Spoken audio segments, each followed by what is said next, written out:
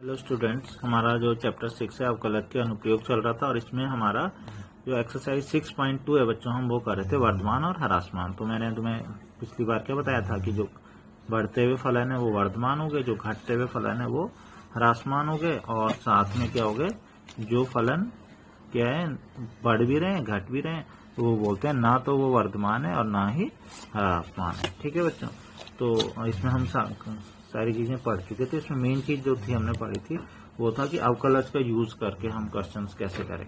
ठीक है, अवकलज का यूज करके हम कैसे करें।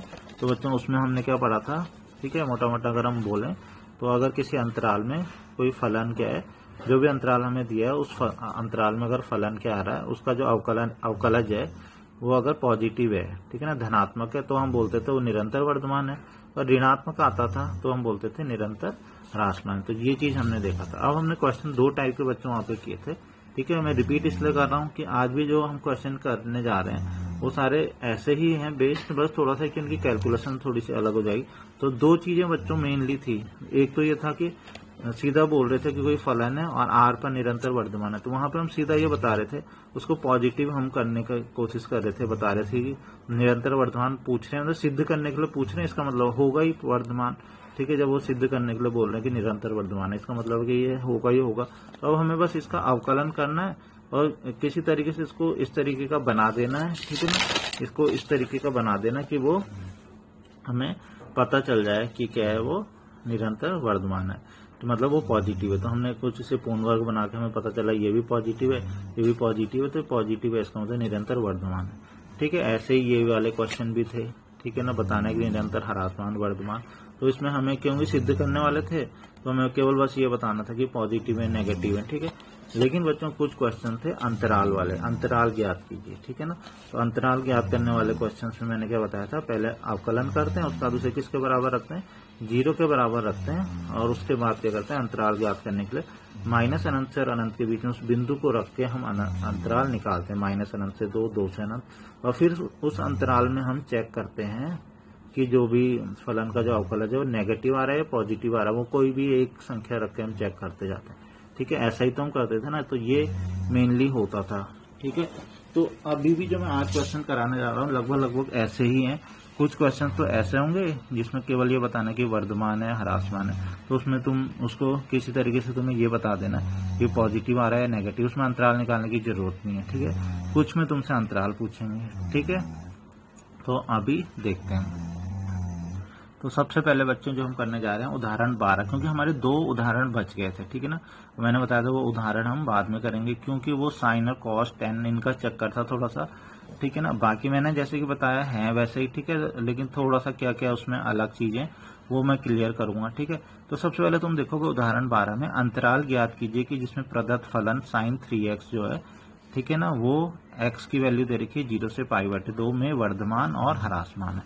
ठीक है, अब वो अंतराल ज्ञात करने वाली बात आ गई ना बच्चों। तो अंतराल ज्ञात करने में क्या मेथड बताया था मैंने, मेथड तो वही लगेगा।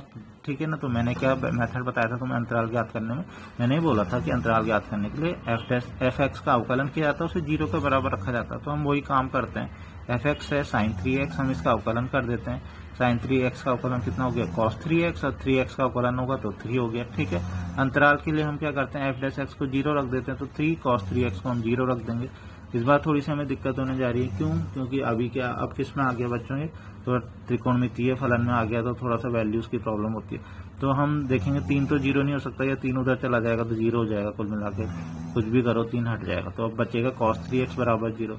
तो हम देखेंगे बच्चों 0 cos में किसकी वैल्यू 0 होती है, सबसे पहले तो 0 ही नहीं बच्चों, कोई भी वैल्यू कॉस में या साइन में, टेन में, किसी में, वो किसी एक की वैल्यू नहीं होती है। हम नॉर्मली जो वैल्यूज पढ़ते हैं वो 0 से और 90 तक की हमने पढ़ी रहती है, ज्यादा 360 तक की हमने पढ़ी रहती है। ठीक है ना, लेकिन क्या होती है, वैल्यूज रिपीट होती जाती हैं इसमें। ठीक है, तो ऐसा नहीं है कि ये वैल्यूज क्या होती है, जरूरी नहीं है कि एक ही चीज जगह पे ही 0 हो या 1 हो, जो भी चीजें। ठीक है, जैसे मान लो 0 है तो तुम्हें इतना तो तुमने पढ़ा हुआ है। ठीक है, ये बात तुम्हें पता है, cos 90 का मान 0 होता है। ठीक है, इतना तो तुम्हें पता है ना, cos π/2 की वैल्यू 0 होती है। तो अभी मैंने यहाँ पे लिख दिया कि cos 3x है, तो 0 किसका मान होता है cos में, cos π/2 का, यहाँ से cos से cos किया तो 3x का मान π/2, तो x का मान π/6। लेकिन बच्चों करना क्या है इसमें, हमें केवल एक वैल्यू से मतलब नहीं है, हो सकता और भी कुछ वैल्यूज हो। ठीक है। लेकिन अभी सबसे पहले मैं बता दूं कि ये पाई बटे 2 हमें रखना है कहाँ, ठीक है ना। x बराबर पाई बटे 6 आया ना, सॉरी पाई बटे 2 नहीं, x समान पाई बटे 6 आया ना, ठीक है। तो अभी तक हम क्या करते, ध्यान से सुनना जरा मेरी बात, ठीक है। अभी तक पिछले क्वेश्चंस में हम क्या करते थे, x की वैल्यू आती थी 3, x की वैल्यू आती थी 4 या कुछ भी वैल्यू आती थी, तो हम क्या करते थे, यहाँ पे लिखते थे माइनस अनंत, यहाँ पे लिखते थे प्लस अनंत और बीच में उस वैल्यू को रख देते थे। बच्चों इस बार ऐसा नहीं करना है। अब क्यों नहीं करना है ये समझा देता हूँ। इस बार ऐसा इसलिए नहीं करना है क्योंकि इस बार उन्होंने ये अंतराल खुद से ही दे दिया है कि जो अंतराल तुम्हें ज्ञात करना है वो कहाँ होना चाहिए। x की वैल्यू उन्होंने इस बार रियल नंबर नहीं बोला है, ऐसे नहीं बोला कि x वास्तविक संख्या है। मतलब वास्तविक संख्या है तो तुम्हें पता है ना, माइनस अनंत से प्लस अनंत तक सारी संख्याएं वास्तविक संख्याएं होती हैं। लेकिन इस बार उन्होंने स्पेशली बोला है कि x क्या है, 0 से पाई बटे 2 के बीच में। तो इसका मतलब हो गया बच्चों कि जो इसका एंड पॉइंट एक तरफ वाला है वो माइनस अनंत नहीं है बल्कि वो 0 है, और जो दूसरी तरफ वाला पॉइंट है वो कितना है, पाई बटे 2 है, ध्यान रखना, ठीक है। तो x का मान कितना है, 0 और सॉरी जो इसके एंड पॉइंट है वो क्या है, 0 और पाई बटे 2 है। तो ये बहुत ध्यान में रखने वाली चीज है कि यहाँ पे तुम्हें माइनस अनंत और प्लस अनंत नहीं लिखना है, क्योंकि पूछा तो उन्होंने अंतराल ज्ञात करने के लिए, लेकिन एक अंतराल उन्होंने खुद से दिया है। मतलब उन्होंने कहा इसके अंदर ही अंदर वो अंतराल निकालो, जो अंतराल तुमने निकालना है वो इसके अंदर निकालना है। तो उसका 1.0 लेना है, 1 पाई बटे 2। इसको बहुत अच्छे से याद रखना बच्चों, ठीक है ना। इससे पहले कुछ नहीं दिया रहता, मैं तुम्हें बता देता हूँ इससे पहले के प्रश्न भी, ठीक है। इससे पहले के जो प्रश्न रहते थे अंतराल ज्ञात करने वाले प्रश्न, ठीक है। अंतराल ज्ञात कीजिए जिसमें फलन निरंतर वर्धमान ह्रासमान, कुछ लिखा, कुछ ये बताया कि x की वैल्यू कितने से कितने के बीच में, नहीं ना, तो इसलिए हम माइनस अनंत से अनंत ले लेते थे, ठीक है ना। लेकिन इस बार तुम्हें ध्यान रखना है, ठीक है।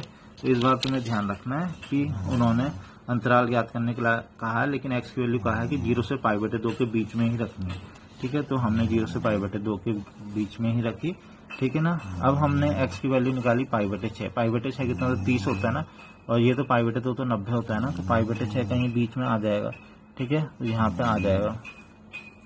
लेकिन एक चीज अभी हमको एक चीज और चेक करनी है बच्चों, जैसे कि मैं तुम्हें बता रहा था कि cos 3x है जैसे, और 0, तो 0 बच्चों केवल cos पाई बटे 2 की वैल्यू ही 0 नहीं होती। अभी हमने बोला ना cos 3x 0 है, ठीक है ना। तो यहाँ इसमें क्या हो सकता है बच्चों, तो cos में मैं तुम्हें बता दूं कि पाई बटे 2 की वैल्यू ही 0 नहीं होती। पाई बटे 2 के जो विषम मल्टीपल्स हैं, जैसे कि मतलब पाई बटे 2 हो गया, ठीक है, और क्या हो गया, 3 पाई बटे 2 हो गया, ठीक है ना, 5 पाई बटे 2 हो गया, 7 पाई बटे 2 हो गया, इस टाइप से डैश डैश डैश, ये इन सब पे भी बच्चों कॉस की वैल्यू क्या होती है, 0 होती है, ठीक है। तो ये चीज भी तुमको पता होनी चाहिए कि कॉस की वैल्यू केवल इसी पे 0 नहीं होती है, ठीक है। पाई बटे 2 पे 3 पाई बटे 2, 5 पाई बटे, इन पे भी 0 होती है। तो अभी हम क्या करेंगे, ज्यादा तो नहीं, हम एक वैल्यू और लेके देते हैं, कहीं इसके बीच में एक और वैल्यू तो नहीं मिल रही हमें, ठीक है ना, हो सकता है हमें एक वैल्यू और मिल रही हो, ठीक है। तो हम क्या कर लेंगे, कॉस पाई बटे 2 पे भी 0 होता था ना, नेक्स्ट है 3 पाई बटे 2, ये हम खाली चेक कर रहे हैं, अगर हो गया तो अच्छी बात है, इसे रफ में भी तुम चेक कर सकते हो, ठीक है। यहाँ से क्या हो गया, 3x इक्वल टू 3 पाई बटे 2, ठीक है। तो x इक्वल टू कितना हो गया, पाई बटे 2। तो जैसे तुमने चेक किया तो x की वैल्यू बच्चों पाई बटे 2 निकली, तो वो निकल रही है बीच में, क्योंकि पाई बटे 2 निकली, लेकिन पाई बटे 2 तो ऑलरेडी इसका एक एंड पॉइंट है, ठीक है ना। तो पाई बटे 2 तो बिल्कुल निकला, लेकिन वो तो कहीं बीच में ना निकल के यही निकल गया, इसका मतलब है इसकी जरूरत हमें है नहीं, ठीक है। लेकिन इसे निकालने की कोशिश जरूर करनी है, ताकि हमें देख कहीं यहाँ पे आ जाता, बाई चांस वाली बात है, आ भी सकता था ना, लेकिन नहीं आया होगा, ठीक है। इसका मतलब है जब यही नहीं आया तो इससे आगे वाले पॉइंट तो अब रखने की हमें जरूरत ही नहीं। तो कुल मिला के इतना काफी हो गया, पाई बटे 6 से ही हमारा ये मान निकल गया। तो ये ट्रिग्नोमेट्री वालों में बच्चों ये बहुत ध्यान तुम्हें रखना है कि खाली तुम्हें जो 0 से 90 के बीच में तुमने वैल्यूज पड़ी हुई है ना, उन्हीं को लेके मत चलना, थोड़ा सा आगे की वैल्यूज भी लेने की सोचना, ठीक है ना, तब जाके ये क्वेश्चन हो पाते हैं, ठीक है। तो ये हम इस तरीके से करेंगे। तो अब तुम्हें ये आ गया, पता चल गया कि पाई बटे 6 बीच में। अब हम अंतराल बनाएंगे। तो अंतराल बच्चों पहले कैसे बनते थे, ऐसे बनते थे ना, माइनस अनंत से 1 तक, ठीक है ना, 1 से प्लस अनंत तक ऐसे बनते थे ना। लेकिन इस बार 0 से पाई बटे 6, तो 0 से पाई बटे 6। दूसरा मैंने हमेशा बोला था जो भी बिंदु यहाँ पे मिलते हैं बीच में, इनमें हमेशा कौन सा ब्रैकेट लगाओगे, छोटा ब्रैकेट लगाते हैं। तो ये मैंने छोटा ब्रैकेट π/6 पे भी लगाया और इस पे भी लगाया, ठीक है। इधर पे भी अभी तक हम छोटा ही ब्रैकेट लगाते थे ना बच्चों, वो क्यों लगाते थे, वो इसलिए लगाते थे कि यहाँ पे माइनस अनंत होता था और यहाँ पे प्लस अनंत होता था। और माइनस अनंत के लिए मैंने बोला था हमेशा छोटा ब्रैकेट लगाता है, और प्लस अनंत के लिए हमेशा छोटा। इस बार मैंने बड़ा लगा दिया, लेकिन क्यों लगाया, एक तो इसलिए लगाया कि माइनस अनंत और प्लस अनंत अभी नहीं है, दूसरा मैंने इसलिए लगाया कि हमें क्वेश्चन में देखो 0 पे कौन सा ब्रैकेट लगा हुआ है, बड़ा ना, और π/2 में कौन सा ब्रैकेट लगा, बड़ा। तो मैंने वही ब्रैकेट लगाया, 0 पे मैंने बड़ा लगाया, π/2 पे भी बड़ा लगाया। तो ब्रैकेट वाली बात तो खत्म हो गई।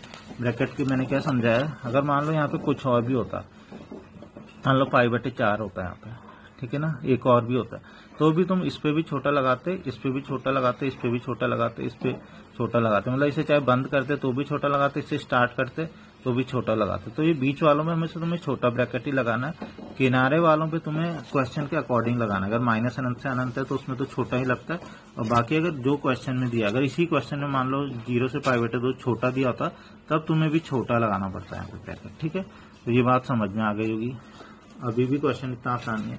अब तुम्हें पता है ना, तुम्हें इन दो अंतराल में चेक करना है, ठीक है ना, इन दो अंतराल में चेक करना है। तो पहले करेंगे 0 से π/6 के बीच में चेक करेंगे, ठीक है। अब चेक करने में थोड़ी सी दिक्कत होगी, 0 से π/6 में क्या वैल्यू मतलब हम चेक करें, और चेक करना किसे है ये तो तुम्हें पता ही है। चेक हम किसको करते हैं, हमेशा हम करते हैं चेक इसको, किसको, f'(x), मतलब अवकलज को चेक करते हैं, इसका चिन्ह चेक करते हैं, ठीक है। तो अब बच्चों ध्यान से देखोगे तुम, चेक तो तुम्हें x की वैल्यू तो चेक करनी है, लेकिन ध्यान से देखो cos के आगे पूरा कितना लिखा है, 3x ना, तो हम cos के आगे क्योंकि 3x लिखा है तो हम ये देखना चाहते हैं कि x की वैल्यू, अगर देखो हमें देखना है कि 0 से π/6 के बीच में चेक करना चाह रहे हैं ना, इसका मतलब है x की वैल्यू क्या है, 0 से और π/6 के बीच में हम ये चेक करना चाहते हैं, लेकिन वहाँ पे एंगल cos 3x लिखा है, ठीक है। तो हमें इजीली हम वहाँ पे कोई एंगल रख पाए, इसके लिए हम ऐसा करते हैं कि जो ये x की वैल्यू, पहले से ऐसे कन्वर्ट करके लिख देना, क्या कि x को हम लिखेंगे 0 से और π/6 के बीच में हमने लिख दिया। यहाँ पे मैंने बराबर का साइन इसलिए लगाया क्योंकि बड़ा ब्रैकेट है, ठीक है, यहाँ पे नहीं लगाया, ये तुमने कक्षा 11 में पढ़ा हुआ, ठीक है। अब मैं इसको 3x में कन्वर्ट करना चाहता हूँ, तो उसके लिए बच्चों क्या करना है, मैंने पूरी की पूरी जो भी समीकरण है इसमें मुझे 3 से गुणा कर देंगे, 3 गुणा 0 3, 3 गुणा x 3x, और 3 की गुणा यहाँ करेंगे तो 3 दूनी 6, 3 से 6 कट जाएगा तो π/2। तो बच्चों जब x का मान 0 से π/6 के बीच में, तो 3x का मान कितना होगा, 0 से π/2 के बीच में होगा, मतलब 0 से 90 के बीच में होगा, ठीक है। अब हमारा काम आसान हो गया, हमें अभी तक जो चेक करना था हमें समझ में नहीं आ रहा था कि x की कौन सी वैल्यू ले, ठीक है। अब हमें काम आसान हो गया, हमें पता चल गया कि 3x का मान कितने से कितने के बीच में आ रहा है, 0 से 90 के बीच में आ रहा है। तो बच्चों 0 से 90 के बीच में तो हमें बहुत सारी वैल्यूज पता है ना, ठीक है ना। तो 3x का मान हम 0 से 90 के बीच में कोई भी रखते हैं और इसे चेक कर लेंगे। तो हमें अभी क्या पता चला बच्चों, हमें ये पता चला कि जो 3x है, 3x का मान 0 से 90 के बीच में, तो 0 से 90 के बीच में तो कोई भी एक वैल्यू ले लो तुम, ठीक है ना, या तुम कोई वैल्यू ना भी लो, ठीक है। तुम्हें पता है कि 0 से 90 के बीच में, ठीक है ना, cos की वैल्यू हमेशा कितनी होती है, 0 से 90 के बीच में, ठीक है, तुम्हें पता होगा। इसको मैं अगर ऐसे बना लूँ, एक अंतराल ये बना लूँ, ये होता है 0, ये होता है π/2, ये होता है पाई, ये होता है 3 π/2। तो तुम्हें वैसे भी पता है बच्चों 0 से 90 इस प्रथम चतुर्थांश में तो cos क्या होता है, पॉजिटिव, cos क्या सभी पॉजिटिव होते हैं। इसका मतलब है कि 3x का मान कितना आया था, देखो फिर से 3x का मान आया 0 से और π/2 के बीच में, इसका मतलब हो गया कि 3x का मान 0 से π/2, मतलब cos 0 से और cos 90 के बीच में, तो वैल्यू कितनी आएगी बच्चों, प्लस ही आएगी। तो इसलिए हम बोल सकते हैं कि 0 से π/6 में 3 cos 3x क्या आएगा, पॉजिटिव आएगा, और पॉजिटिव आएगा इसका मतलब 0 से π/6 में f कैसा है, वर्धमान है। तो बच्चों इस तरीके से मेरे ख्याल से समझ में बहुत अच्छे से समझना है इस चीज को, ठीक है ना, यही मेन चीज है, ठीक है। नेक्स्ट है, अगला क्या है, ये तो हो गया कि 0 से π/6 में वर्धमान आ गया। अब देखेंगे कौन सा, π/6 से π/2 में। वैसे तो नॉर्मली मैंने तुम्हें बताया कि एक में वर्धमान आता तो ज्यादातर ऐसे होता है, हर बार नहीं, ज्यादातर ऐसा था, एक में वर्धमान आता है दूसरे में ह्रासमान आ जाता है, ठीक है ना। तो π/6 से π/2 में क्या है, एक तो तुम डायरेक्ट भी लिख सकते हो, अगर बाई चांस एग्जाम में ना आए सीधा लिख देना कि जो 3 cos 3x है, मतलब f' है, ठीक है ना, वो छोटा है, ठीक है ना, तो आता है ये f और ह्रासमान है। लेकिन मैं बताता हूँ तुम्हें ये ऐसा हुआ क्यों, ठीक है। तो बच्चों सेम वही मेथड लगाना जो अभी लगाया था, क्या हम पाई बटे 6 से पाई बटे 2 में चेक कर रहे हैं ना, तो पाई बटे 6 से पाई बटे 2 में, यानी कि x का मान क्या है, पाई बटे 6 से पाई बटे 2 के बीच में, x ग्रेटर देन पाई बटे 6 लेस देन इक्वल टू पाई बटे 2। ठीक है, ये हो गया। ठीक है, लेकिन हमें तो 3x, क्योंकि एंगल हम 3x को निकालने पे इंटरेस्टेड है, वो इसलिए कि f डैश x की वैल्यू इतनी है 3 cos 3x, वहाँ पे एंगल 3x है, तो हमें ना 3x का जब पता चल जाएगा क्या वैल्यू, तो हम यहाँ पे रख के चेक कर पाएंगे ना, इसीलिए 3x निकालना चाह रहे हैं। ठीक है, तो अब देखते हैं, अगर हम 3 से मल्टीप्लाई करें तो 3 से यहाँ गुना करेंगे तो 3 दूनी 6 पाई बटे 2 आ गया, 3x आ गया, 3 से यहाँ मल्टीप्लाई करेंगे 3 पाई बटे 2। तो अब यानी कि 3x की वैल्यू कितनी आ गई बच्चों, पाई बटे 2 से और 3 पाई बटे 2 के बीच में। तो बच्चों पाई बटे 2 से और 3 पाई बटे 2, तो पाई बटे 2 से और 3 पाई बटे 2, तो ये हो गया ना, मतलब कौन सा चतुर्थांश, द्वितीय और तृतीय चतुर्थांश। तो बच्चों बताओ दूसरे और तीसरे चतुर्थांश में कॉस क्या होता है। ठीक है ना, 3x की वैल्यू हमारे पास आ गई ना, हमको यही तो रखना कॉस 3x। अब 3x की वैल्यू क्या आई, पाई बटे 2 से और 3 पाई बटे 2, तो कॉस पाई बटे 2 से कॉस 3 पाई बटे 2, तो यहाँ से लेके यहाँ तक की वैल्यू, तो तुम्हें पता है ना पाई बटे 2 से 3 पाई बटे 2, यहाँ पे तो कॉस क्या होता है, माइनस होता है, यहाँ भी कॉस क्या होता है, माइनस होता है। कॉस केवल यहाँ पे सभी प्लस होते हैं और कॉस यहाँ पे भी प्लस होता है, तो इन दो जगह पे कॉस प्लस होता है। तो इसका मतलब हो गया कि पाई बटे 6 से इसमें 3 cos 3x क्या हो जाएगा, नेगेटिव हो जाएगा। ठीक है, नेगेटिव है तो f क्या हो जाएगा, ह्रासमान हो जाएगा। तो ये बहुत अच्छे से समझना बच्चों तुम्हें। ठीक है, नेक्स्ट बच्चों इसका लास्ट एग्जांपल है। ठीक है ना, ये भी मैंने इसलिए छोड़ा था क्योंकि ये भी क्या है, ट्रिग्नोमेट्री से रिलेटेड है, तो इसको भी देख लेते हैं। ये भी बच्चों सेम वैसा ही क्वेश्चन है जैसे पिछला वाला क्वेश्चन था। ठीक है, तो अंतराल ज्ञात कीजिए जिसमें fx बराबर दिया है sin x plus cos x, और x की वैल्यू इस बार 0 से पाई बटे 2, 0 से पाई बटे 2 नहीं है। ठीक है ना, और दूसरा इस बार अंतराल रूप में नहीं दी है। ठीक है ना, इस बार ये लेस देन वाली फॉर्म में दी है, तो x की वैल्यू क्या है, 0 से 2 पाई के बीच में। तो ये तो और अच्छी बात है कि इस रूप में दी है, क्योंकि हम तो इसको कन्वर्ट ही कर रहे थे इस रूप में बार बार। ठीक है, तो ये हो गया x की वैल्यू 0 से 2 पाई के बीच में, द्वारा प्रदत्त फलन f निरंतर वर्धमान है, निरंतर ह्रासमान है, ये अंतराल ज्ञात करना। तो बच्चों अंतराल ज्ञात करने के लिए क्या करना है, इसका अवकलन करना है। तो साइन एक्स का अवकलन cos x का अवकलन माइनस साइन एक्स। फिर हम क्या करते हैं, अंतराल ज्ञात करने के लिए इसको 0 के बराबर रख देते हैं ना, तो cos x minus sine x को 0 के बराबर रखेंगे तो यहाँ से कितना हो जाएगा, माइनस साइन एक्स उधर चला जाएगा, तो प्लस का साइन एक्स। तो बच्चों साइन एक्स बटे cos x कर लो, जब भी cos x इधर चला जाएगा बटे में तो यहाँ 1 बच जाएगा ना, तो साइन एक्स बटे cos x कितना हो गया 1। साइन एक्स बटे cos x की वैल्यू कितनी होती है 10x। ये वाली लाइन भी इंपॉर्टेंट है, ये वाली भी ऐसे नहीं कि cos x बराबर साइन एक्स आगे तुम बोल रहे हो अब x की वैल्यू कैसे निकालें। ठीक है, तो इसको 10 में कन्वर्ट कर देना है, ध्यान रखना। 10x बराबर 1 हो गया। अब फिर से वही चीज बच्चों कि 10 की वैल्यू मतलब 1 की वैल्यू 10 में किसकी होती है, तो इतना तो तुम्हें पता ही होगा कि 10 45 की वैल्यू होती है ना 1 की वैल्यू, तो 10 पाई बटे 4 की वैल्यू होती है। ठीक है, तो यहाँ से x की वैल्यू कितनी आ जाएगी पाई बटे 4। लेकिन बात तो दूसरी वाली चीज है, मैंने तुम्हें जो बोला था कि एक ही की वैल्यू नहीं होती। ठीक है ना, कोई एक वैल्यू नहीं जिसपे एक वैल्यू होती है। ठीक है ना, कोई भी चीज चाहे वो 0 हो 1 हो कोई भी हो, वो 10 साइन कॉस 10 सब में वैल्यूज रिपीट होती हैं बच्चों। तो तुम्हें वो रिपीटेशन वाली वैल्यू भी तुम्हें थोड़ा सा देखनी है, चेक करनी है।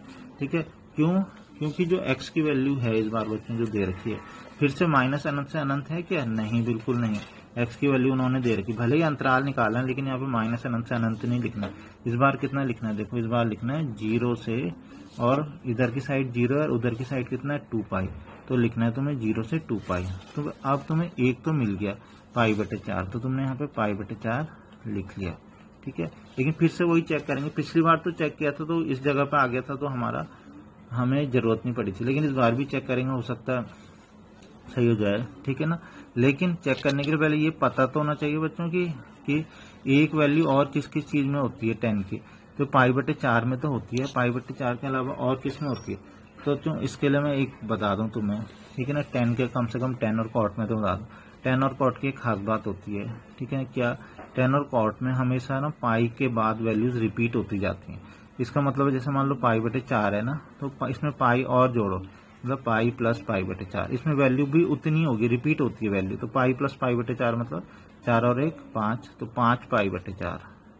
ठीक है, 5 पाई बटे 4 में उतनी वैल्यू होगी। फिर नेक्स्ट वैल्यू निकालनी है तो 5 पाई बटे 4 में फिर पाई जोड़ो।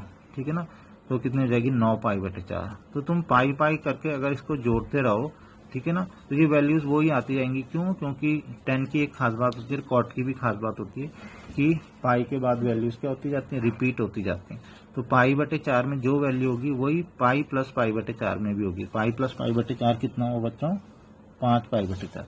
तो हम यहाँ पे हमने बोला कि 10x, हमने बोला कि 1 की वैल्यू 10 पाई बटे 4 पे भी एक होती है, लेकिन 10 पाई बटे 4 5 पाई बटे 4 में भी वही होती है। हमने ये सीख लिया कैसे होती है, ठीक है। तो यहाँ से x की वैल्यू 5 पाई बटे 4 है। तो हम देखेंगे क्या 5 पाई बटे 4 फिर 2 पाई के बीच में ये तो है कितने पाई? 2 पाई। और ये कितना हो गया बच्चों? 5 बटे 4 पाई। 5 बटे 4 का मतलब क्या हुआ? 4 एकम 4, तो 1 दशमलव कुछ आ रहा है ना, 1 दशमलव कुछ पाई, और ये तो 2 पाई है। तो 1 दशमलव कुछ पाई क्या होता है? 2 पाई से कम ही तो होता है। इसका मतलब अभी वो किसके अंदर आया? यहीं पर आया। तो हमको ये भी बच्चों लेना है। तो ध्यान रखना, तुम खाली 10 पाई बटे 4 लोगे तो गलत हो जाएगा, तुम अंतराल नहीं बना पाओगे सही, ठीक है। तो ये बहुत इंपॉर्टेंट है। और इसके बाद अगर तुम अगला लो 9 पाई बटे 4, तो 9 पाई बटे 4 थोड़ा गलत हो जाएगा, क्योंकि 9 पाई बटे 4 का मतलब क्या? 4 से भाग करो, 4 दूनी 8, ठीक है ना, और उसके बाद 2 पॉइंट कुछ हो गया, तो यानी कि 2 पाई से आगे चला गया हो, ठीक है। तो अगले वाले की जरूरत हमें नहीं है, ठीक है ना, क्योंकि वो 2 दशमलव कुछ हो गया, तो हमें तो 2 से कम कम चाहिए, तो ये 1 दशमलव कुछ पाई है। तो इसका मतलब है कि ये लेना। तो ये बच्चों बहुत अच्छे से तुम्हें आना चाहिए, ठीक है। तो इसका मतलब x की वैल्यू पाई बटे 4 भी हो गई, 5 पाई बटे 4 भी हो गई। तो हमने ये रख दी सही तरीके से। पहले पाई बटे 4 आता है, फिर 5 पाई बटे 4 आता है। तो अब हम इसके अंतराल बनाएंगे। अंतराल में भी अब जहाँ तक ब्रैकेट की बात है, तो मैंने बताया इन पे हमेशा छोटे ब्रैकेट लगाना, ठीक है ना। इन पे ब्रैकेट लगाओगे इसके अकॉर्डिंग जो यहाँ दिया है, यहाँ पे इक्वल टू का साइन दिया, यहाँ भी इक्वल टू का साइन दिया। इसका मतलब है इसमें भी बड़ा ब्रैकेट लगेगा और इसमें भी बड़ा ब्रैकेट लगेगा। तो मैं अंतराल बना लेता हूँ। क्या होगा? 0 से बड़ा ब्रैकेट, 0 से पाई बटे 4 छोटा ब्रैकेट, पाई बटे 4 से 5 पाई बटे 4 छोटा छोटा, 5 पाई बटे 4 मतलब छोटा ब्रैकेट, उससे कहाँ तक? 2 पाई मतलब बड़ा ब्रैकेट। इस तरीके से 3 हमारे अंतराल बन गए। तो ये बच्चों देखो जो अंतराल अब हमें 3 मिले, हम इन तीनों अंतरालों में चेक करेंगे कि ये फलन वर्धमान है या ह्रासमान है। तो इसके लिए बच्चों हमें पता ही है तुम्हें कि हमें किसका चिन्ह चेक करते हैं? एफ डैश एक्स, मतलब जो हमने अवकलज निकाला है। तो अवकलज क्या है बच्चों इस बार? Cos x minus sine x, ठीक है। तो इसका हमें चिन्ह चेक करना है बस, और इसके बाद हमें पता लग जाएगा, ठीक है, cos x minus sine x. तो हम सबसे पहले इसमें, फिर इसमें और इसमें इनके चिन्ह चेक करेंगे। इस बार थोड़ा ज्यादा आसान है, ठीक है ना। क्यों? क्योंकि इस बार 3x 2x इसका चक्कर नहीं है ना, x ही है, तो सीधा ये भी x ही है, ठीक है ना। तो सीधा हमें यही वैल्यू रख के हम चेक कर सकते हैं, ठीक है। सबसे पहले देखते हैं 0 से पाई बटे 4। पाई बटे 4 कितना होता है बच्चों? 45 ना। तो 0 से 45 डिग्री, तो 0 से 45 के बीच में हमें कोई मान पता है? 0 से 45 के बीच में, तो 0 से 45 के बीच में पता है कौन सा मान है? 0 से 45 के बीच में 30 पता है हमें, ठीक है। तो यानी कि पाई बटे 3, तो 30 में कॉस 30 हम रख के यहाँ पे देख सकते हैं। तो हम यहाँ पे कॉस 30 रख के देखता हूँ, ठीक है ना। कॉस 30 माइनस साइन 30, ठीक है, ये रखें और देखते हैं कि पॉजिटिव आता है कि नेगेटिव आता है, ठीक है। अभी तो मैंने सीधा आंसर यहाँ लिखे हुए हैं, तो ये हम चेक करके देखेंगे, ठीक है ना, कि पॉजिटिव आता है या नेगेटिव आता है। तो कॉस 30 की वैल्यू कितनी होती है बच्चों?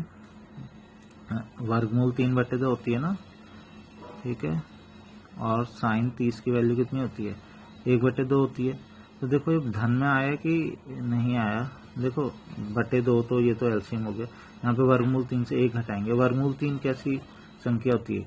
वर्गमूल 3 का मान कितना होता है? 1 दशमलव कुछ आता है ना, 1 दशमलव कुछ मतलब 1 से बड़ी होती है, ठीक है ना। 1.732 कुछ ऐसा आएगा। तो कुल मिला के 1 से बड़ी होती है वर्गमूल 3, ठीक है।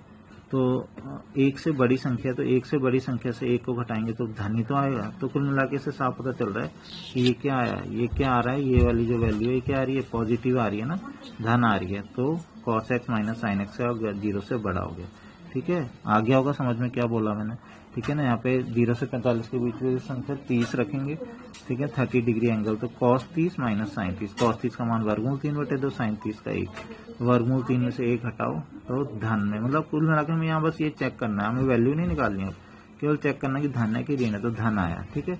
नेक्स्ट है, अगला है जो था पाई बटे 4 से 5 पाई बटे 4। पाई बटे 4 कितना होता है? 45 डिग्री, ठीक है ना। और 45 से 5 पाई बटे 4, ठीक है ना। तो 5 पाई बटे 4 लगभग कितना होता है? मतलब आगे तक काफ़ी ये चलेगा। तो मतलब इसको तुम वैल्यू निकाल सकते हो, ये पाई से भी बड़ी वैल्यू आ रही है, ठीक है ना। लेकिन तुम्हें तो 45 से आगे चाहिए, तो बच्चों 45 से आगे और पाई से कम में एक वैल्यू होती है जो आसान सी वैल्यू जो तुम्हें पता है होती है 90 डिग्री, पता है ना 90, पाई बटे 4 तो 45 हो गया, ठीक है ना। तो और 5 पाई बटे 4 तो वैल्यू पाई से भी बड़ी वैल्यू हो गई, ठीक है ना, काफ़ी बड़ी वैल्यू हो गई, मतलब 180 से भी बड़ी हो गई। तो तुम्हें 45 से 180 के बीच में चाहिए। तो जो वैल्यू जिसका मान नॉर्मली तुम्हें निकालना होता है, एक तो 60 होता है, 60 डिग्री होता है, और एक 90 डिग्री होता है, ठीक है ना। तो मेरे ख्याल से 60 भी तुम रख सकते हो, 90 भी रख सकते हो, तो 90 रख लेते हैं एक बार मान लो, ठीक है, चेक करने के लिए। तो हम रखेंगे cos 90 माइनस साइन 90, ठीक है ना। तो तुम्हें पता ही है क्या होता है cos 90 की वैल्यू बच्चों कितनी होती है, cos 90 की वैल्यू कितनी होती है, 0 होती है। ये वैल्यूज तो बच्चों पता होनी चाहिए तुम्हें सारी, ठीक है ना। ऐसी अगर साइन 90 की वैल्यू देखें तो साइन 90 की वैल्यू कितनी होती है, 1 होती है। तो क्या आया, नेगेटिव आया ना, ऋण में आ रहा है ना, ठीक है। तो लेस देन 0, जब ऋण में है तो एस क्या हो जाएगा, यहाँ पे ह्रास मान हो जाएगा, ठीक है। ऐसे ही अगर हम देखें, और वैसे मैंने तुम्हें बता दिया था ये कि अगर एक वर्धमान आ जाती है लेकिन तुमने सही निकाली, कहीं ऐसे नहीं कि एक तुमने निकाली उसके बाद तुम एक निकाली गलत और उसका सारी गलती करते चलेगा, ठीक है। वैसे एक वर्धमान अगर आ जाए तो अगला ह्रासमान होता है, अगला वर्धमान होता है। लेकिन फिर से मैं बता दूं ऐसा जरूरी नहीं है कि ऐसा हो ही हो, ठीक है ना। ज़्यादातर 90% केसेस में ऐसा होता है, कभी कभी ऐसा भी कर्व बन जाता है। शायद तुम्हारी बुक में एक क्वेश्चन, मतलब एक्सरसाइज में एक क्वेश्चन ऐसा है जिसमें वर्धमान उसका अगला भी वर्धमान है, या कुछ ऐसा है एक क्वेश्चन, ठीक है। तो यहाँ पे ह्रासमान आ गया। और नेक्स्ट जो आ गया बच्चों, इसमें क्या हो गया, पाई 5 पाई बटे 4 से 2 पाई तक, ठीक है। तो उसके बीच में अगर देखें 5 पाई बटे 4 से 5 पाई बटे 4 मतलब पाई से थोड़ी सी बड़ी वैल्यू, और 2 पाई ये होता है। तो यहाँ से यहाँ तक की वैल्यू, तो इसमें बच्चों ज़्यादातर वैल्यू हमें पता नहीं होती है। तो एक वैल्यू इसमें होती है जो काफ़ी, वो है 3 पाई बटे 2, मतलब कौन सी वैल्यू, 3 पाई बटे 2, हम बोलेंगे 270। तो 270 मतलब तुम्हें अगर, और अच्छी बात है कि अगर तुम्हें 270 तक की भी वैल्यूज थोड़ा सा अगर याद रहे, ठीक है ना। 3 पाई बटे 2, 3 पाई बटे 2 के बारे में तो हम अभी कॉस की बात करें तो अभी हम बात कर चुके हैं, ठीक है ना।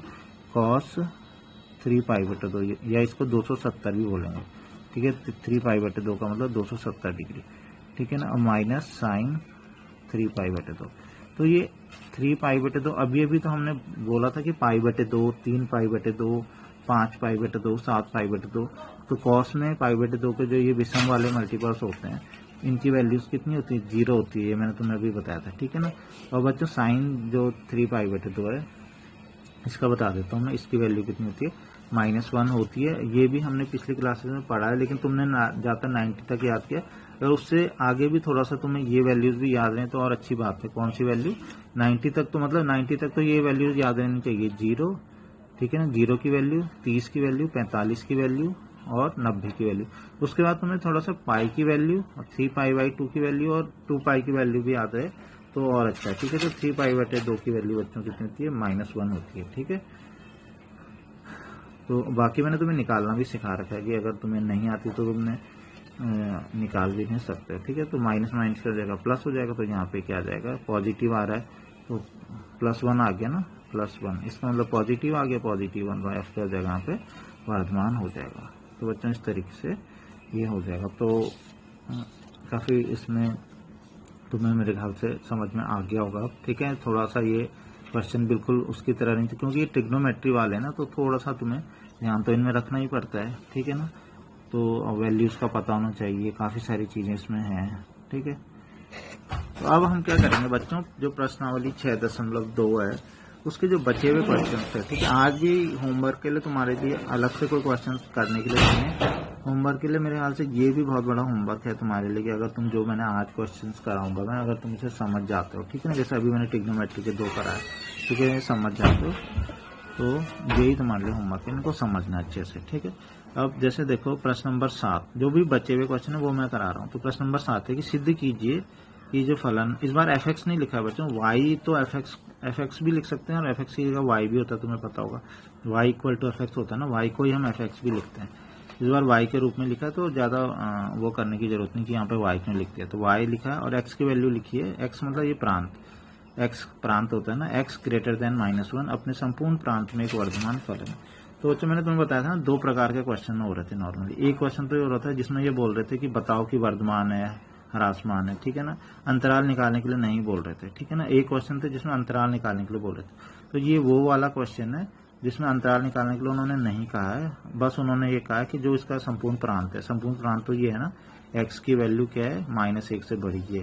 तो उन्होंने एक तरीके से जहां तक अंतराल वाली बात है उन्होंने खुद दे दिया है कि x की वैल्यू -1 से ज्यादा होनी चाहिए, ठीक है। इसमें ही तुम्हें बताना है कि ये एक वर्धमान फलन है, ठीक है। तो वर्धमान के लिए तुम्हें क्या करना पड़ेगा बच्चों, इसका अवकलन करना पड़ेगा। जो अवकलन करने के बाद जो चीज आएगी उसे तुम्हें धनात्मक दिखाना पड़ेगा, ठीक है ना, इस रेंज में धनात्मक दिखाना पड़ेगा। इस बार कोई = 0 करके अंतराल निकालने की जरूरत नहीं, उन्होंने अंतराल पूछा ही नहीं है, ठीक है। तो अब हम क्या करेंगे बच्चों, इसका अवकलन कर लेंगे। तो फटाफट देख लेते हैं। log 1/x का तो 1/1 + x हो जाएगा।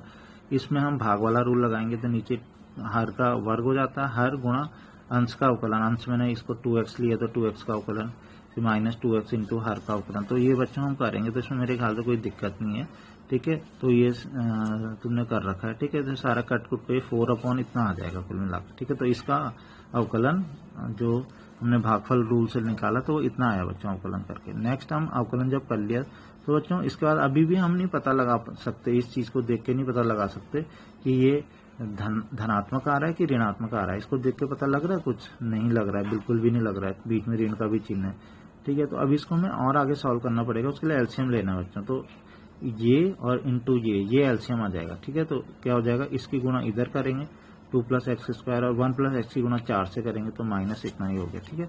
अब a + b का होल स्क्वायर यहाँ खोल देंगे, 2 का वर्ग 4, x का वर्ग प्लस 2, 2 दूनी 4x, ठीक है ना। यहाँ पे क्या हो जाएगा, -4 और -x हो गया। तुम देखोगे ध्यान से तो 4x से 4x कट जाएगा और -4 से प्लस का 4 कट जाएगा, देखो कट गया। तो कितना बचा हमारे पास, x² बटे 1 + x 2 + x का होल स्क्वायर। अब तुम्हें बताना क्या है बच्चों, ध्यान से देखो, तुम्हें इसको धनात्मक दिखाना था।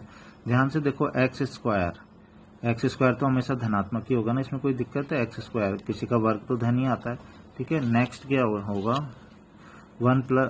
2 + x का स्क्वायर, 2 + x², ये भी धनात्मक होगा, ये भी वर्ग है, ठीक है। तो ये दो चीजें तो धनात्मक है, कोई दिक्कत ही नहीं है, ठीक है। तथा 1 + x, अब ये जरूरी थोड़ी, ये धन भी हो सकता है ऋण हो सकता है, लेकिन बच्चों ध्यान से देखो, x की वैल्यू उन्होंने हमें किस में चाहिए, हमें तो ये चाहिए, उन्होंने कहा था ना कि x की वैल्यू क्या होनी चाहिए, -1 से बड़ी। तो x की वैल्यू अगर हम -1 से बड़ी लें, ठीक है ना, तो बच्चों -1 से अगर बड़ी लें तो ये हमेशा क्या होगा, पॉजिटिव ही आएगा, -1 से बड़ी संख्या ले अगर, ठीक है, -1 से बड़ी। तो -1 से अगर हमने बड़ी संख्या ली, -1 से छोटी लेने लगे ना, जैसे -1 से छोटी संख्या मान लो मैं बता देता हूँ, -2, -2 लोगे तो -2 + 1 माइनस आ जाएगा, तब नेगेटिव आ जाएगा। लेकिन -1 से बड़ी, -1 से बड़ी तुम्हें पता ही है संख्या रेखा में, ये -1 हो गए, 0 हो गए, 1 हो गया, 2 हो गया, -1 से बड़ी संख्या है तो 0, 1, 2, 3 ये होती है ना, ये रखोगे तो ये पॉजिटिव ही आएगा। तो इसका मतलब हमें पता चल गया कि ये भी धनात्मक है, ये धनात्मक, ये तो हो गई। लेकिन मेन चीज है ये वाली चीज, x की वैल्यू अगर -1 से बड़ी तो ये भी धनात्मक होगा, तो ये धन, ये धन, ये धन, इसका मतलब जो dy/dx है, ठीक है ना, मतलब जो अवकलज है। वैसे नॉर्मली f' आता था, इस बार dy/dx आया, तो ये अपने प्रांत में क्या आ गया, पॉजिटिव आ गया। तो y क्या हो गया, एक वर्धमान फलन है, ठीक है बच्चों। अब नेक्स्ट है प्रश्न नंबर 9, ये भी बच्चों सेम ऐसा ही है। सिद्धि कीजिए कि 0 से π/2 में y जो दे रखा है एक वर्धमान फलन है। तो ये इसमें बच्चों अंतराल उन्होंने पूछा नहीं है, ठीक है ना, अंतराल उन्होंने दिया हुआ है, कौन सा अंतराल है, 0 से π/2, और उसमें क्या बताना है, ये वर्धमान फलन है। तो अंतराल निकालने की कोई जरूरत नहीं है, तुम्हें बस इसको क्या करना है, इसको अवकलन कर लेना है। जो अवकलन करने के बाद आएगा उसको तुम्हें बताना है कि 0 से π/2 में वो पॉजिटिव आना चाहिए, वर्धमान फलन है तो पॉजिटिव। तो बच्चों इसमें भी यही, ठीक है। ज्यादातर ऐसे क्वेश्चन में हमें वर्धमान निकालने के लिए कह रहे हैं, क्योंकि वर्धमान में ही हम पॉजिटिव वगैरह बता पाते हैं ना, ठीक है ना। और अगर ह्रासमान भी कभी कभी बोल रहे हो, ठीक है, तो ह्रासमान भी निकाल सकते हैं, ठीक है ना। उसमें भी मेन चक्कर पॉजिटिव का ही होता है, पॉजिटिव बताते हैं, उसके भाग अगर नेगेटिव लगा तो वो नेगेटिव हो जाता है, ठीक है। तो अब देखो नेक्स्ट है, लेकिन बात इसमें ये है कि अगर पहले से अंतराल निकालने के लिए उन्होंने ना पूछे तो उसको = 0 हम नहीं रखते हैं, ठीक है ना। हम सीधा उसका बस अवकलन करते हैं और देखते हैं कि वो पॉजिटिव आ रहा है कि नेगेटिव आ रहा है। तो अभी भी उन्होंने अंतराल निकालने के लिए नहीं कहा, अंतराल उन्होंने खुद दे रखा है, एक 0 से π/2 दिया है, तो इसका अवकलन करो बच्चों। अवकलन के अब इस बार ध्यान रखना अवकलन x के सापेक्ष नहीं हो रहा, अवकलन किसके सापेक्ष करेंगे, x तो यहाँ कहीं है ही नहीं, थीटा के सापेक्ष करेंगे। तो जहां जहां थीटा उसे x समझो। तो पहले तो इसका अवकलन हो जाएगा, इस वाले का अवकलन, और माइनस इसका अवकलन होगा। तो थीटा का अवकलन तो 1 हो जाएगा, तुम्हें पता ही है, x समझो इसे, x का अवकलन 1, ठीक है। अब यहाँ पे जो अवकलन होगा तो कौन सा वाला रूल लगेगा बच्चों, भाग वाला रूल लगेगा। तो मुझे इसमें नहीं लगता कोई दिक्कत होगी, नीचे वाले का वर्ग नीचे वाला गुणा ऊपर वाले का अवकलन, मतलब 4 साइन थीटा का अवकलन, d बटे डी थीटा 4 साइन थीटा। तो इस तरीके से हम अवकलन करेंगे। तो अवकलन तो नॉर्मल बच्चों जैसे होता है, हमने ये कर लिया, इसमें कोई परेशानी नहीं। अब मैं इस लाइन में आ जाता हूँ सीधा, ठीक है। ये हमने अवकलन किया, तो इस जगह पे तुम ध्यान से देखोगे 4 cos square theta plus 4 sign square theta, ठीक है ना, ये वाली लाइन।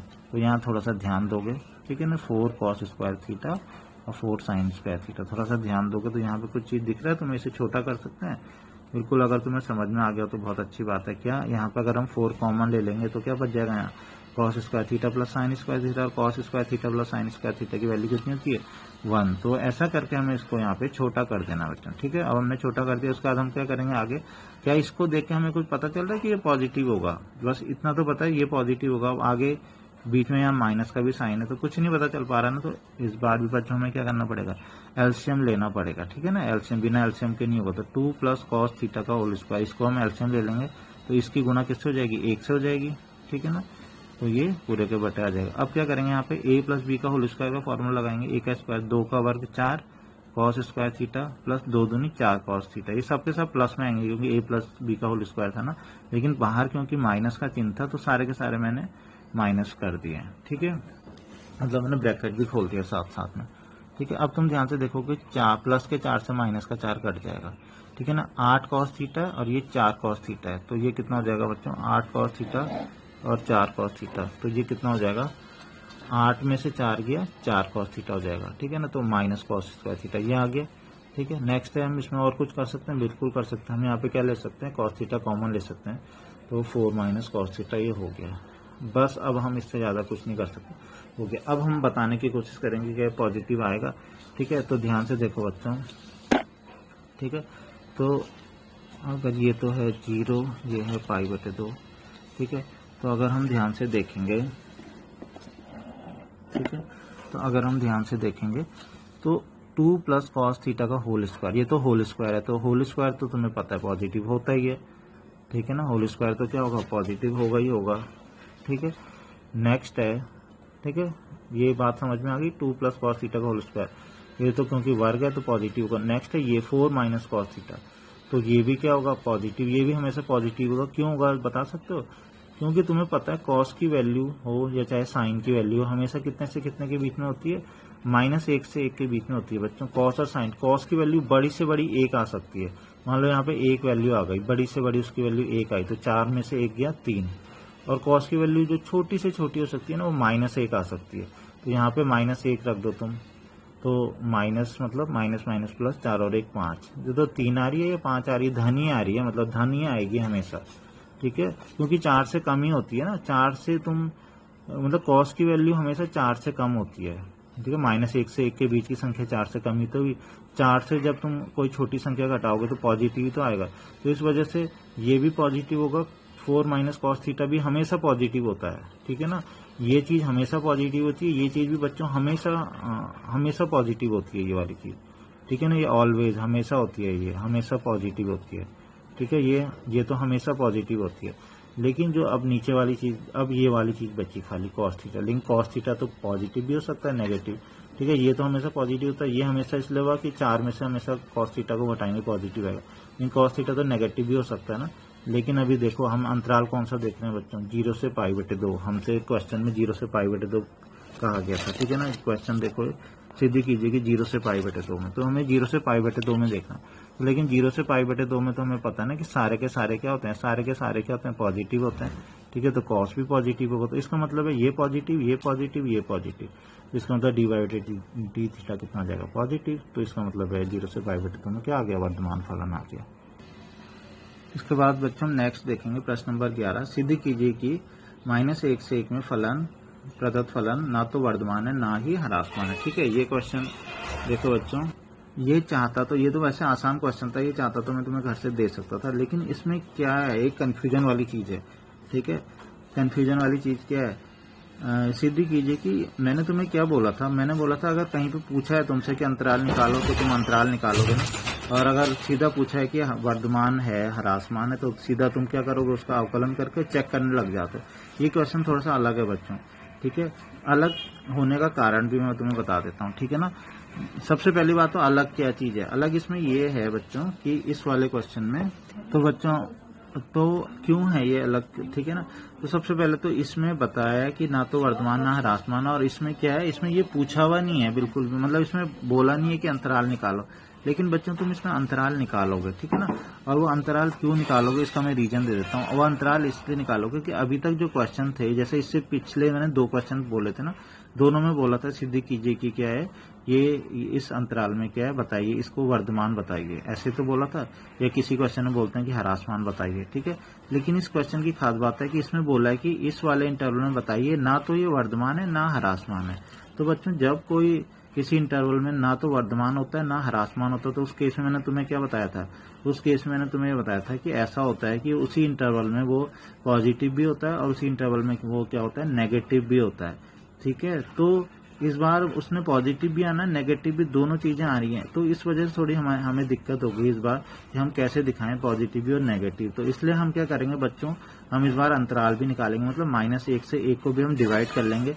और अगर हम ये बता देंगे कि आधे में वो क्या है पॉजिटिव और आधे में नेगेटिव है, तो हमें पता चल जाएगा कि वो -1 से 1 में पूरे में उसे ना तो वर्धमान है ना ह्रासमान है। तो ये बात अगर क्लियर हो गई तो ये बहुत आसान सा क्वेश्चन है, ठीक है। क्योंकि हमें -1 से 1 में बताना है ना तो वर्धमान ना ह्रासमान, इसका मतलब पॉजिटिव नेगेटिव दोनों। तो उसके इसलिए हमें अंतराल उन्होंने कहा नहीं है, लेकिन हमें अंतराल निकालना पड़ेगा, ठीक है ना। तो देखो बच्चों f(x) बराबर ये दिया है, तो इसका अवकलन कर लो, बहुत आसान है।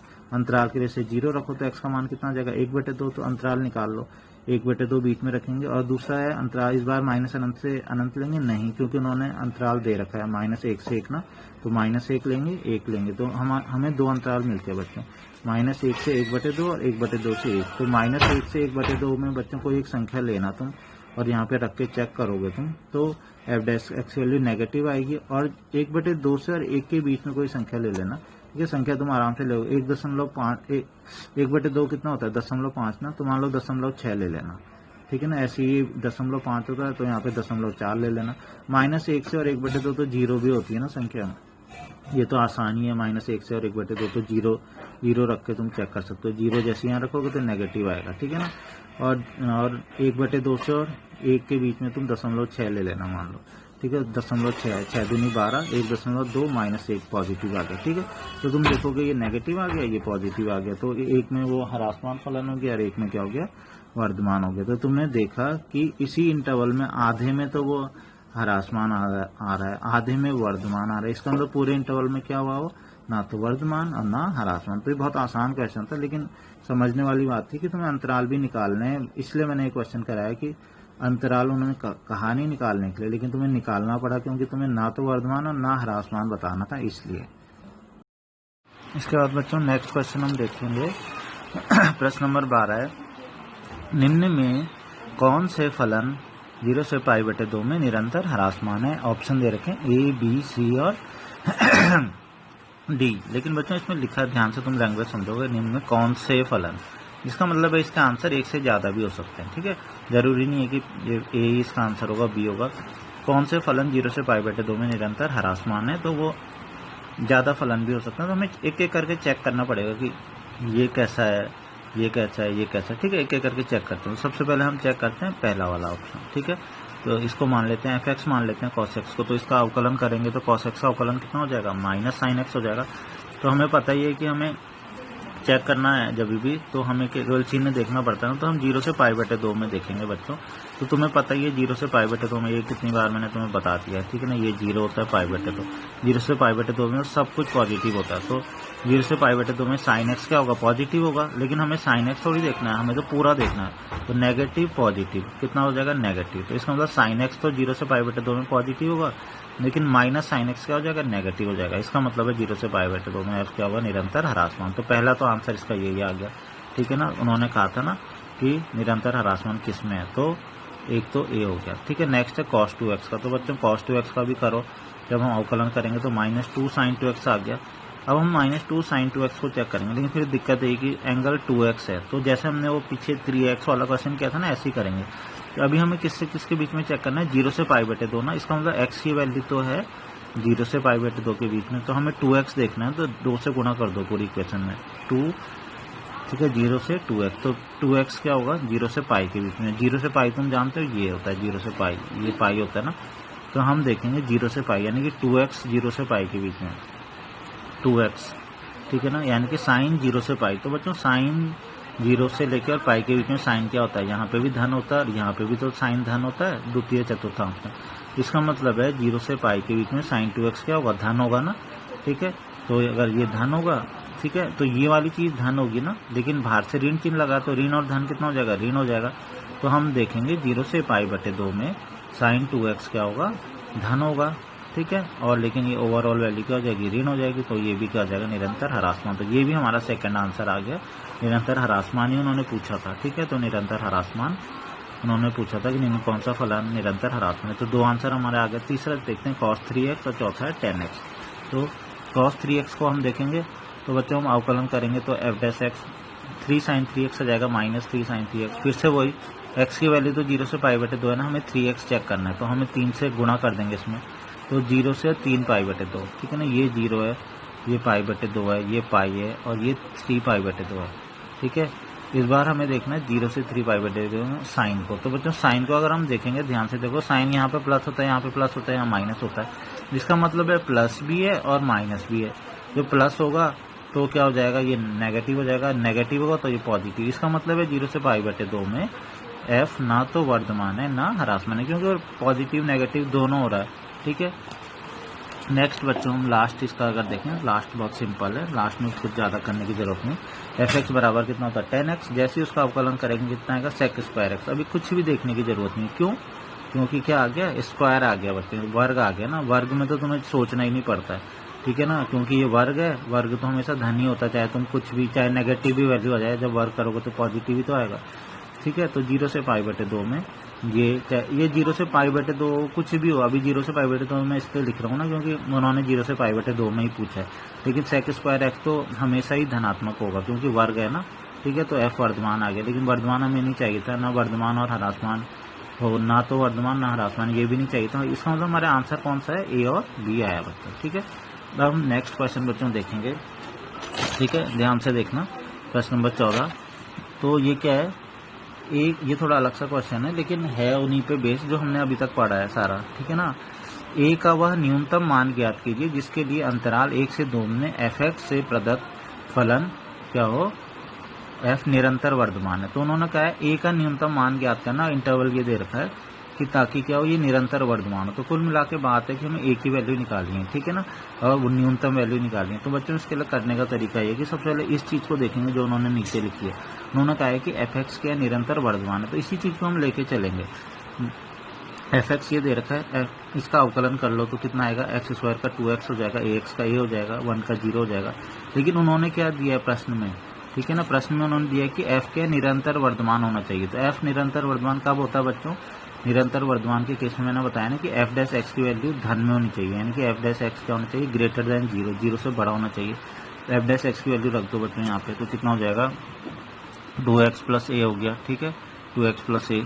तो 2x + a की वैल्यू क्या होनी चाहिए, 0 से बड़ी होनी चाहिए। हमें किसकी वैल्यू निकालनी है, लेकिन ध्यान से देखो ये क्वेश्चन थोड़ा सा अलग है ना, हमें निकालनी है a की वैल्यू। उन्होंने कहा a का न्यूनतम मान ज्ञात कीजिए, तो हम a को अकेला रखेंगे और इस 2x को उधर ले जाएंगे, तो a की वैल्यू क्या हो गई, -2x से बड़ी है। अब हमें कम से कम वैल्यू चाहिए बच्चों a की, तो अब हम क्या करेंगे, यहाँ पे x की कोई वैल्यू रखेंगे। अब लेकिन क्योंकि हमें a का, तो उन्होंने कहा है कि न्यूनतम मान ज्ञात करो। न्यूनतम का मतलब कम से कम मान, ठीक है ना, न्यून का मतलब कम होता है ना, कम है तो हम क्या करेंगे, और अंतराल उन्होंने ये दिया, तो हम अंतराल का मतलब होता है x की वैल्यू 1 से 2 के बीच में, ठीक है ना। तो अब हम क्या करेंगे कि हमें कम से कम मान चाहिए, तो हम क्या करेंगे, न्यूनतम मान चाहिए, तो हम यहाँ से भी बच्चों जो सबसे कम वाली वैल्यू वो रख देंगे। तो सबसे कम वाली वैल्यू कौन सी, यहाँ पे 1 ना, तो हम यहाँ पे x की, अब a का न्यूनतम मान ज्ञात करने के लिए x का न्यूनतम मान रखने को, तो x का न्यूनतम मान कितना हो जाएगा 1, ठीक है, 1 से 2 के बीच में, तो x का मान हम 1 रखेंगे यहाँ पे, तो कितना हो जाएगा 2 × 1, तो a की वैल्यू कितनी आ गई, -2 से बड़ी हो गई, ठीक है ना, a की वैल्यू -2 से बड़ी हो गई। लेकिन हम तो न्यूनतम मान की बात कर रहे हैं ना, कम से कम, -2 से बड़ी तो होगी, लेकिन कम से कम कितनी होगी, -2 तो होगी, तो अतः ए का न्यूनतम मान कितना हो जाएगा, -2 आ जाएगा। ठीक है बच्चों, नेक्स्ट क्वेश्चन हम देखेंगे, क्वेश्चन नंबर 15। ये क्या है, मान लीजिए कि -1 से 1 से असंयुक्त एक अंतराल आई हो तो सिद्ध कीजिए कि आई में ये क्या है, निरंतर वर्धमान है।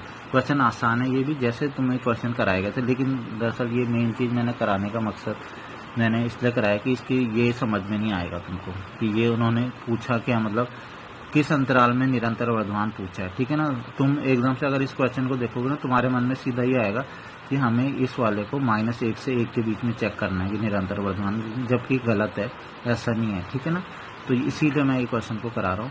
असली में बात यह है कि उन्होंने कहा है, मान लीजिए कि -1 से 1 में असंयुक्त का मतलब है, असंयुक्त का मतलब है कि -1 से 1 नहीं चाहिए, से असंयुक्त मतलब जुड़ा ना हो, एक अंतराल आई हो तो। ठीक है, तुम्हें मेन चीज इसमें समझने वाली बात बच्चों ये है कि जो अंतराल आई है उसे समझना जरूरी है। तो यहाँ पे अंतराल जो आई है वो -1 से 1 नहीं है बिल्कुल भी, मतलब तो तुम्हें ये चीज होना चाहिए कि जो मतलब तुम्हें -अनंत से लेकर +अनंत के बीच में -1 से 1 को हटा देना है, जो बाकी वैल्यूज आएंगी वो हमारा अंतराल है। बस ये मेन है इसमें समझने वाली, बाकी तो सब कुछ पुराना ही है जैसे हम करे जा रहे थे। ठीक है ना, तो मेन तुम्हें है कि अंतराल आई को समझना। ठीक है, अभी मैं पीछे लिखूंगा वो अंतराल आई की बात करूंगा, फिलहाल हम ठीक है अंतराल आई को अभी हम पीछे हम समझेंगे। ठीक है, तो अंतराल आई समझा दिया मैंने तुम्हें कि -1 से 1 नहीं लेना है, क्योंकि यहाँ पे लिखा असंयुक्त, मतलब जो संयुक्त का मतलब होता है जुड़ा हुआ, असंयुक्त का मतलब जो जुड़ा ना हो। इसका मतलब है जो आई अंतराल है उसमें -1 से 1 नहीं है। ठीक है, उसे हमें हटा देना है। ठीक है, अब बताना कि ये फलन निरंतर वर्धमान है। तो वर्धमान के लिए तुम्हें पता ही क्या करना है, इसका अवकलन करना। x का अवकलन 1 होता है, 1/x का अवकलन तुम्हें पता है -1/x² होता है, x² एलसीएम आएगा तो ये f' की वैल्यू ये आ जाएगी। तो इसके बाद बच्चों अगर हम ये देखें अंतराल आए, हाँ अब ये वाली वो तो मैंने निकाल दिया वहाँ पे। ठीक है, वो क्या आया, वो ये आया f' तो ये आया ना x² -1/x², उसको तो अभी चेक करते हो। पहले ये अंतराल आई जो मैंने अभी बताया था, तुम्हें क्या बताया था, अंतराल आई क्या है, -1 से 1 से असंयुक्त है। असंयुक्त का मतलब -1 से 1 उसमें नहीं है, इसका मतलब है आई बराबर क्या है, आर का मतलब हो गया, आर का मतलब हो गया -अनंत से अनंत। ठीक है ना, या अगर तुम्हें समझ में नहीं आ रहा तो -अनंत से क्या घटा देना, आर का मतलब सारी वास्तविक संख्याएं, तो तुम्हें सारी की सारी वास्तविक संख्याओं में से -1 से 1 को घटा लेना है, हटा लेना है। तो जी मैं तुम्हें ऐसे भी समझा देता हूँ। ठीक है ना, अगर हम क्या करें, यहाँ पे हमने लिया -अनंत, ठीक है ना, और यहाँ पे हमने लिया +अनंत। ठीक है ना, और यहाँ पे है -1 और यहाँ पे है +1। हमने क्या बोला है कि हमें -1 से 1 नहीं चाहिए बच्चों, उन्होंने कहा ना -1 से 1 असंयुक्त, मतलब ये वाला पोर्शन तुम्हें नहीं चाहिए। ये नहीं चाहिए तो फिर बचा क्या, बचा तो यही है ना, -अनंत से -1 के बीच में। या फिर इसको ये भी लिख सकते हैं कि x की वैल्यू क्या है, इसका अर्थात इसका मतलब हुआ कि x का मान -1 से कम है। ठीक है ना, -1 से कम, और तुम्हें पता ही है वो अनंत तक जाना। या x की वैल्यू क्या होनी चाहिए, 1 से ज़्यादा होनी चाहिए, x की वैल्यू 1 से ज़्यादा। तो ये वैल्यूज आई, x की वैल्यू 1 से ज़्यादा या x की वैल्यू क्या, -1 से कम। तो ये बात तुम्हें समझ में आ गई कि इसका जो अंतराल है -1 से 1 के बीच में नहीं है, बल्कि क्या है, -1 से कम है और 1 से ज़्यादा। तो अब हम क्या करेंगे, इन पे चेक करेंगे, -1 से कम पे भी और +1 से ज़्यादा में भी। बताना तो तुम्हें वर्धमान है ना, क्वेश्चन में क्या पूछा था बताओ जरा। क्वेश्चन में ये पूछा था कि इसको बताना ये फलन वर्धमान है। वर्धमान ये फलन तभी होगा ना जब x की वैल्यू <-1 से में भी प्लस आएगा और x > 1 में भी प्लस आएगा। तो हम चेक करके देखते हैं क्या हो रहा है। सर देखो, सबसे पहले x की वैल्यू अगर -1 से कम, तो इसकी वैल्यू तुम ध्यान से देखो, ये तो प्लस ही होता है, इसमें तो कोई दिक्कत नहीं है ना। लेकिन यहाँ पे अगर हम वैल्यूज रखें, ठीक है ना, -1 से कम वैल्यूज कौन से आएंगी बच्चों, -1 से कम मतलब -2, -3, -4। तो यहाँ पे -3, -4 रखते जाओ और उसमें से 1 को घटाते जाओ तो क्या आएगा, प्लस ही तो आएगा। ठीक है, और ऐसे ही अगर हम यहाँ पे x > 1 करें, 1 से बड़ी संख्या 2, 3, 4 रखो, उसमें से 1 को घटाओ तो भी तो धन आएगा। नीचे वाला तो धन है ही, ऊपर वाला भी धन हो रहा है, चाहे नेगेटिव हो चाहे पॉजिटिव हो, ये पूरा धन ही आ रहा है, यहाँ पे भी धन आ रहा है।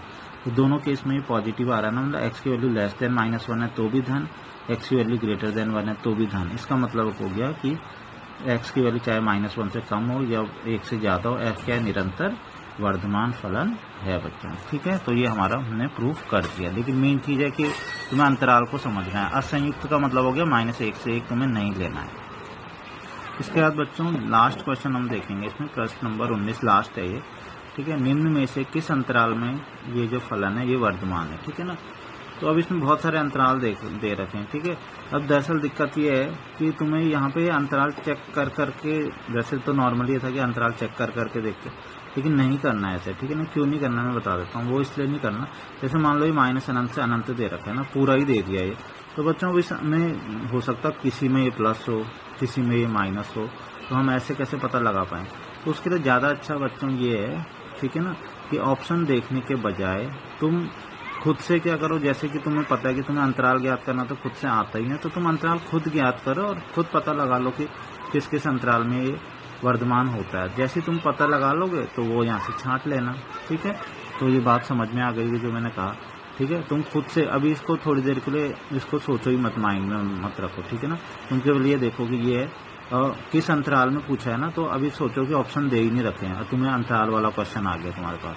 ठीक है, तो चेक कर करके देखोगे तो कंफ्यूज जाओगे, तो क्योंकि चेक करके में तुम्हें कि तुम सारे ही ना बोल दो कि ये भी सही है, ये भी सही है, ये भी सही है। ठीक है ना, क्योंकि कहीं पे पॉजिटिव होगा, कहीं पे नेगेटिव होगा। तो अब हम क्या करते हैं, इसका अवकलन करते हैं। मतलब अवकलन करना आता ही तुम्हें, ये पहला फलन गुना दूसरा वगैरह करके करेंगे। ठीक है, तो ये अवकलन करके ये आ गया। तो हम अंतराल ज्ञात करने के लिए इसको 0 रखेंगे ना बच्चों, तो ध्यान से सुनना जरा।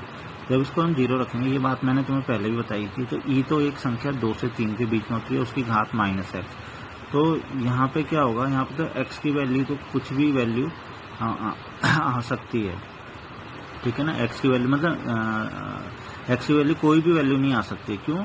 क्योंकि हम यहाँ पे क्या करना चाहते हैं, मान लो x बराबर 0 रखा तो यहाँ से तो x 0 हो गया, 2 - x बराबर 0 रखा तो यहाँ से x बराबर 2 आ गया। इससे तो x का मान 0 आया, इससे x का मान 2 आया, और ये वाली वैल्यू बच्चों कभी 0 हो ही नहीं सकती है।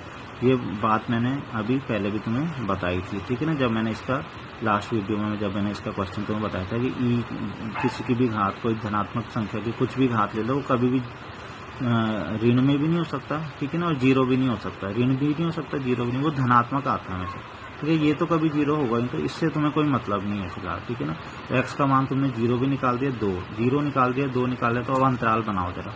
अंतराल कैसे बनाते हैं, तो -अनंत से 0 हो गया, 0 से 2 हो गया, 2 से अनंत हो गया, तो तुम्हारे 3 अंतराल बन गया ना, -अनंत से 0, 0 से 2, तो ये बने -अनंत से 0, 0 से 2, 2 से अनंत। ठीक है, लेकिन अब तुम्हें चेक करना है बस खाली यहाँ पे क्वेश्चन में कौन कौन से दे रखे हैं। तो क्वेश्चन में तुम देखोगे -अनंत से 0 दे रखा है, नहीं दे रखा, तो इसे चेक करने की जरूरत ही नहीं है। 0 से 2 और 2 से अनंत, 0 से 2 और 2 से अनंत, ये दोनों दे रखे हैं, तो इसका मतलब ये दोनों ऑप्शन तो गए काम से। ठीक है, अब इन्हीं 2 में से हमारा आंसर होगा। ठीक है, तो उसके लिए तुम्हें चेक कर लेना है, 0 से 2 में कोई संख्या ले लो, 1।